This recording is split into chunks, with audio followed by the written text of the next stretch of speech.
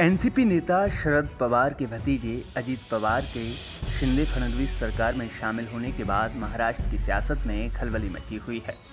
अजीत पवार की बगावत से एनसीपी को तो झटका लगा ही है, तो साथ ही एकनाथ शिंदे गुट की भी बेचैनी बढ़ गई है। शिंदे गुट के नेताओं में ये बेचैनी साफ दिखाई दे रही है। कहा जा रहा है कि अजीत पवार खेमे के शामिल होने से शिंदे गुट के नेता नाराज हैं।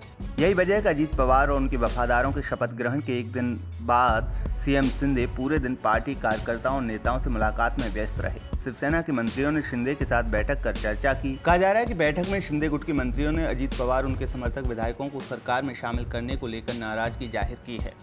बता दें कि रविवार को अजीत पवार अपने वफादार नेताओं के साथ शिंदे सरकार में शामिल हुए थे। अजीत पवार ने राजभवन में डिप्टी सीएम पद की शपथ ली, तो वहीं उनके वफादार 8 विधायकों को कैबिनेट में शामिल किया गया। इसके एक दिन बाद सोमवार को सीएम शिंदे को ठाणे में अपने निजी निवास पर पार्टी के कार्यकर्ताओं और नेताओं से मुलाकात करते देखा गया। वो पूरे दिन संगठन की गतिविधियों में ही मशगूल रहे।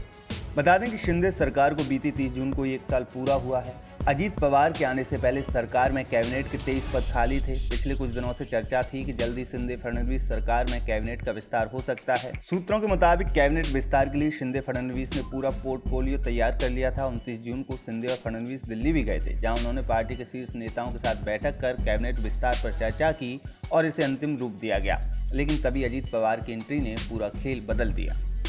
शिंदे गुट के नेताओं को उम्मीद थी कि कैबिनेट विस्तार में उन्हें भी जगह मिल सकती है। जाहिर है, अगर कैबिनेट का विस्तार बीजेपी और शिवसेना के बीच होता तो शिंदे गुट के विधायकों को विभाग मिलते, लेकिन अब अजीत पवार को भी साधना होगा। यही वजह है कि शिंदे गुट के कई नेता आशंकित हैं। कहा जा रहा है कि सीएम शिंदे अब अपनी पार्टी के मंत्री और नेताओं को मनाने में जुटे हैं। चर्चा चल रही है कि महाराष्ट्र में जल्दी एक और कैबिनेट का विस्तार हो सकता है। बता दें कि महाराष्ट्र सरकार में कुल 43 मंत्री पद हैं। अजीत पवार की एंट्री से पहले शिंदे फडणवीस सरकार में 20 मंत्री थे। इसके बाद अजीत पवार समेत एनसीपी के 9 विधायकों को भी कैबिनेट में शामिल किया गया, जिसके बाद कैबिनेट में मंत्रियों की संख्या बढ़कर 29 पहुंच गई है।